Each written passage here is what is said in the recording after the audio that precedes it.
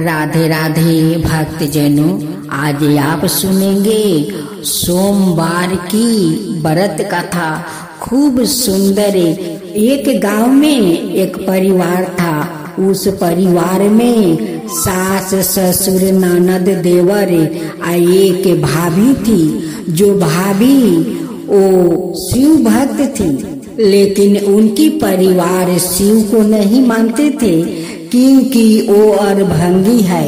उसलिए शिव को वो लोग पसंद नहीं करते थे और न ही अपना बहू को मंदिर जाने देते थे, भोले के पूजा करने देते थे।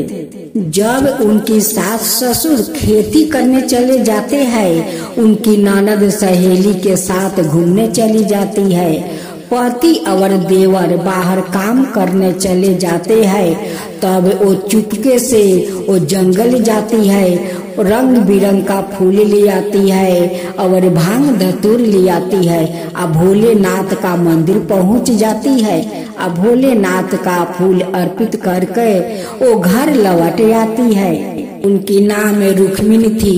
उनकी हर दिन का ये नियम था कि रोज भोलेनाथ का मंदिर में वो जाती है और फूल अर्पित करके घर लौट आती है। लेकिन घर वालों को पता नहीं चलने देती है। जब किसी का घर में शिव चर्चा होता है तो वो अपना घर में बैठकर बिलख बिलख रोती है और कहती है कि आज मैं अपना महके रहती तो मैं शिव चर्चा करने जाती। यहाँ पर तो कोई भोलेनाथ को पसंद नहीं करते हैं और नहीं शिव चर्चा में जाने देते हैं, नहीं शिव का मंदिर जाने देते हैं। ऐसे छुप छुप कर शिव का मंदिर जाती रही। ऐसे करते करते कुछ दिन बीत गया रुक्मिणी का। एक दिन शिव का ध्यान में बैठी वो रो रही थी। भोलेनाथ से कहती है कि भोले, मैं तो छुप छुप कर आपका मंदिर में आती हूँ। जिस दिन मेरे घर वाले सदस्यों जान गया कि मैं छुप छुप कर आपका मंदिर आती हूँ, आपको फूल अर्पित करती हूँ, उस दिन ना जाने मेरे परिवार मेरे साथ क्या करेंगे। भोलेनाथ एक दिन रुक्मिणी का सपने में दर्शन देते हैं और कहते हैं कि रुक्मिणी, अगर तुम कहो तो मैं रोज तुम्हारे द्वार पर चला आया करूँगा और तुमसे फूल ले जाया करूँगा। तब रुक्मिणी कहती है कि नहीं भोले, मैं खुद फूल लेकर आपका मंदिर में ऐसे ही छुप कर आती रहूंगी और आपको फूल अर्पित करती रहूंगी। भोलेनाथ कहते हैं कि देखो रुक्मिणी, तुम्हारा परिवार मुझे पसंद नहीं करते हैं और तुम ऐसे छुप छुप कर आती हो तो मुझे अच्छा नहीं लगता है। तब तुमसे फूल मैं नहीं लूंगा और नहीं तो मैं तुम्हारा द्वार पर आऊंगा और तुम मुझे फूल दे देना। तब रुक्मिणी क्या कहती है, ले लो भोला भगवा धतूर पियर फूल, ले लो भोला भगवा धतूर पियर फूल, ले लो भोला। आगे जे जानत में रुक्मिणी द्वार पर चली आते हो, आगे जे जानत में रुक्मिणी द्वार पर चली आते हो। नहीं नहीं भोला द्वारा पर ससुर पहरादार, नहीं नहीं भोला द्वारा पर ससुर पहरादार। आगे मैं जानत में रुक्मिणी आंगनवा चली आते हो, आगे मैं जानता रुक्मिणी आंगनवा चली आते हो, आगे मैं जानता रुक्मिणी आंगनवा चली आता हो। नहीं नहीं भोला अंगना में सासू पहरादार, नहीं नहीं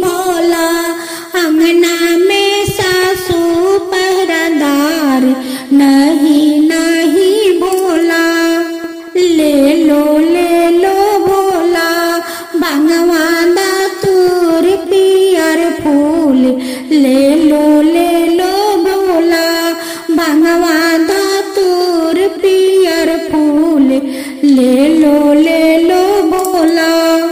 आगे मैं जानता रुक्मिणी तुम्हारा छत पर चली आता हो। आगे मैं जानता रुक्मिणी तुम्हारा छत पर चली आता हो। नहीं नहीं भोला छतवा पर देवर पहरादार। नहीं नहीं भोला छतवा पर ननद पहरादार। नहीं नहीं भोला छतवा पर देवर पहरादार। नहीं नहीं भोला ले लो भोला बंगवा धतूर पियर फूल। ले लो भोला बंगवा धतूर पियर फूल। आगे मैं जानता रुक्मिणी तुम्हारी घर में चली आते हो। आगे मैं जानता रुक्मिणी तुम्हारी घर में चली आता हो। नहीं नहीं भोला गरवा में पिया पहरादार। नहीं नहीं भोला गरवा में पिया पहरादार। नहीं नहीं भोला ले लो भोला भगवा धतूर पियर फूल। ले लो भोला। एक दिन रुक्मिणी का पड़ोसिन का घर चर्चा होने जा रहा था। उस घर से औरत आकर कहती है कि देखो आज मेरा घर में शिव चर्चा है, सभी लोग आ जाना, अपना बहू को साथ लेते आना। रुक्मिणी सुनकर बहुत खुश हुई, बहुत खुश कि आज तो मेरा मौका मिलेगा शिव के चर्चा में जाने को। वहाँ पर तो मैं बहुत सारा भांग धतूर पियर फूल लेकर जाऊंगी। रुक्मिणी का खुशी देखकर उधर भोले मने मने मुस्की छोड़ रहे थे। रुक्मिणी अपना परिवार के साथ एक थाले में भांग धतूर पियर फूल सजाकर थाले में उस शिव चर्चा में जाती है।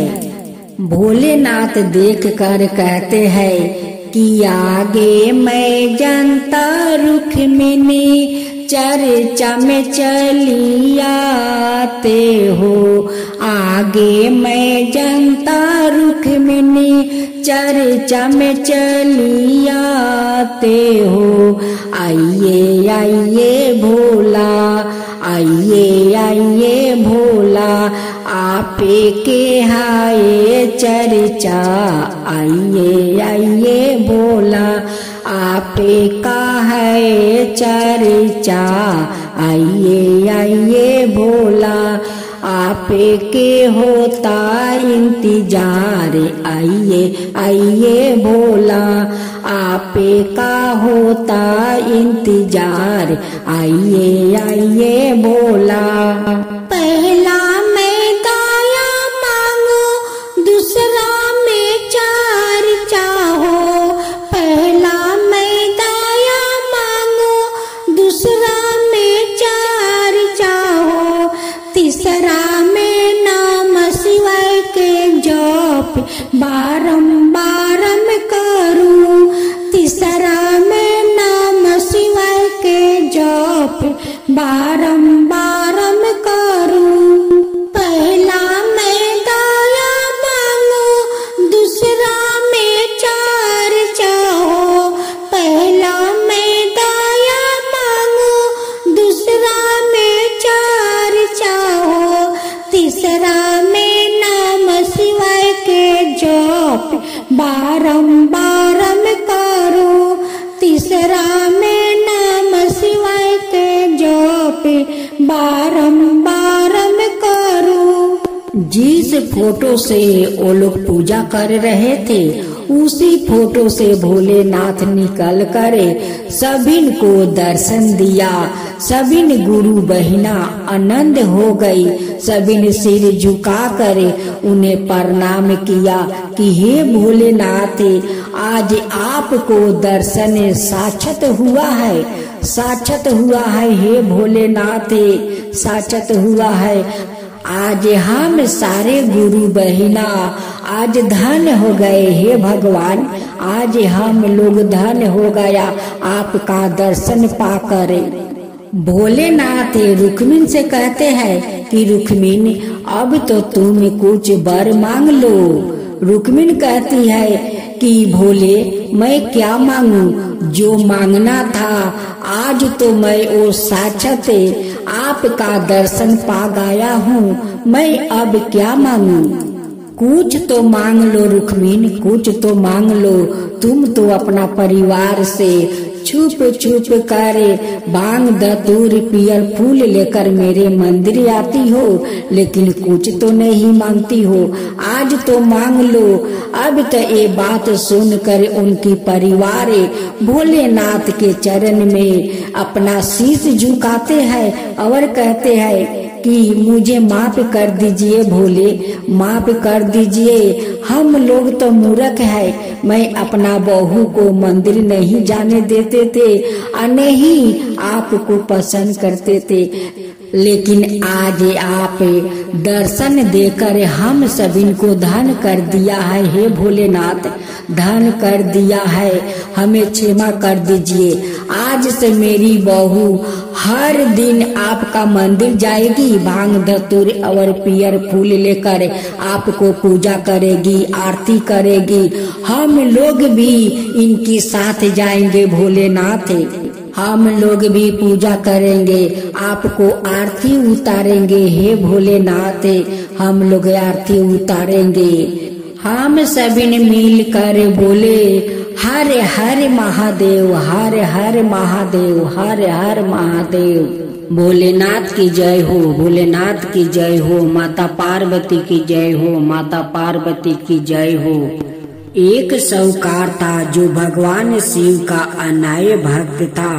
उसके पास धन धनाय किसी भी चीज की कमी नहीं थी, लेकिन उसकी कोई संतान नहीं थी और वो इसी कामना को लेकर रोज शिव जी के मंदिर जाकर दीपक जलाता था।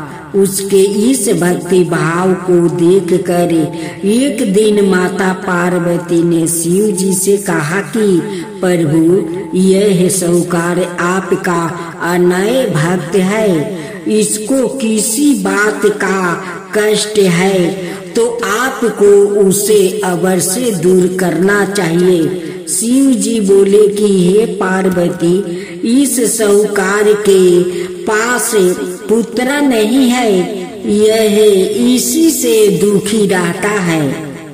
माता पार्वती कहती है कि हे ईश्वर, कृपा करके इसे पुत्र का वरदान दे दीजिए। तब भोलेनाथ ने कहा कि हे पार्वती, साहूकार के भाग्य में पुत्र का योग नहीं है, ऐसे में अगर इसे पुत्र प्राप्ति का वरदान मिल भी गया तो वो केवल 12 बरस की आयु तक ही जीवित रहेगा।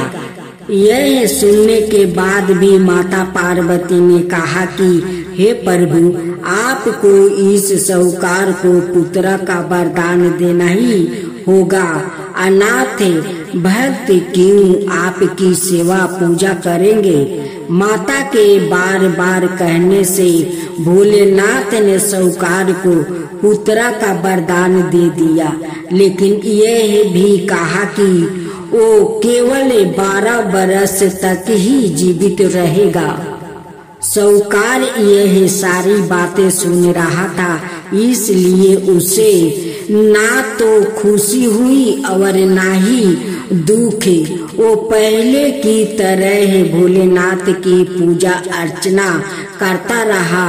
उधर सेठानी गर्भवती हुई और 9 महीने के बाद एक सुंदर सा बालक की प्राप्ति हुई। परिवार में खूब उत्साह मनाया गया, लेकिन साहूकार पहले ही की तरह रहा और उसने लड़का की 12 बरस की आहू का जिगर किसी से भी नहीं किया।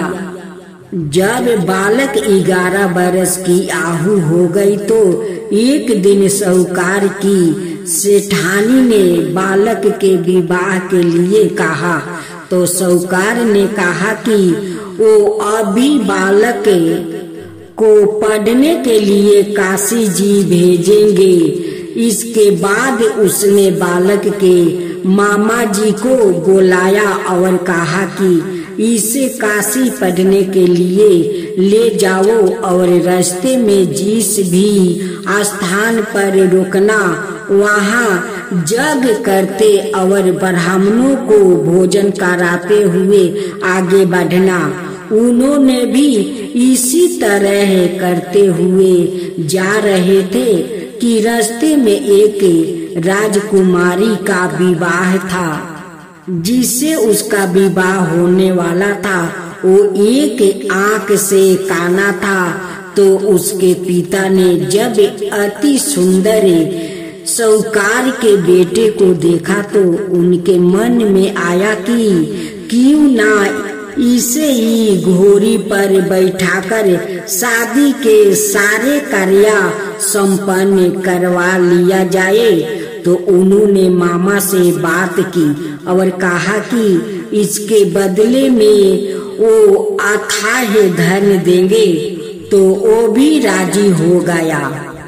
इसके बाद साहूकार का बेटा विवाह की वेदी पर बैठा और जब विवाह कार्य संपन्न हो गया तो जाने से पहले उसने राजकुमारी की चदरी के पल्लू पर लिखा कि तेरा विवाह तो मेरे साथ हुआ, लेकिन जिस राजकुमार के साथ भेजेंगे वो तो एक आंख का काना है। इसके बाद वो अपने मामा के साथ काशी के लिए चल गया। उधर जब राजकुमारी ने अपनी चुनरी पर यह लिखा हुआ पाया तो उसने राजकुमार के साथ जाने से मना कर दिया। तो राजा ने भी अपनी पुत्री को बारात के साथ विदा नहीं किया। बारात वापस लौट गई। उधर मामा और भांजे काशी पहुंच गए थे। एक दिन जब मामा ने जग रचा रखा था और भांजा बहुत देर तक बाहर नहीं आए तो मामा ने अंदर जाकर देखा तो भांजे का प्राण निकल चुके थे। वो बहुत परेशान हुए, लेकिन सोचा कि अभी रोना पीटना मचाया तो ब्राह्मण चल जाएंगे और जग का कार्य अधूरा रह जाएगा। जब जग संपन्न हुआ तो मामा ने रोना पीटना शुरू किया। उसी समय शिव पार्वती उधर से जा रहे थे तो माता पार्वती ने शिव जी से पूछा, हे प्रभु ये कौन रो रहा है? तभी उन्हें पता चलता है कि यह तो भोलेनाथ के आशीर्वाद से जन्म हुआ साहूकार का पुत्र है। तब माता पार्वती कहती है कि हे स्वामी इसे जीवित कर दीजिए। अनाथ रोते रोते इसके माता पिता के प्राण निकल जाएंगे। तब भोलेनाथ ने कहा कि हे पार्वती इसकी आहू इतना ही थी सो वो भोग चुका है, लेकिन माँ के बार बार आग्रह करने पर भोलेनाथ ने जीवित कर दिया। लड़का ओम नमः शिवाय करते हुए उठा और मामा भांजे दोनों के ईश्वर को धन्यवाद दिया और अपनी नगरी की ओर लौटा। रास्ते में वही नगर पारा और राजकुमारी ने उन्हें पहचान लिया। तब राजा ने राजकुमारी को साहूकार के बेटे के साथ बहुत सारे धन धनाये के साथ विदा किया। उधर साहूकार और उसकी पत्नी छत पर बैठे थे। उन्होंने यह प्रण कर रखा था कि यदि उनका पुत्र सकुशल न लौटा तो वो छत से कूद कर अपना प्राण त्याग देंगे।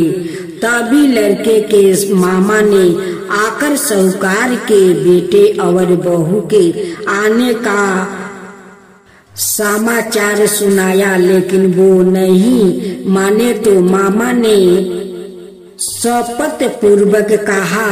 तब तो दोनों को विश्वास हो गया और दोनों ने अपने बेटे बहू का स्वागत किया।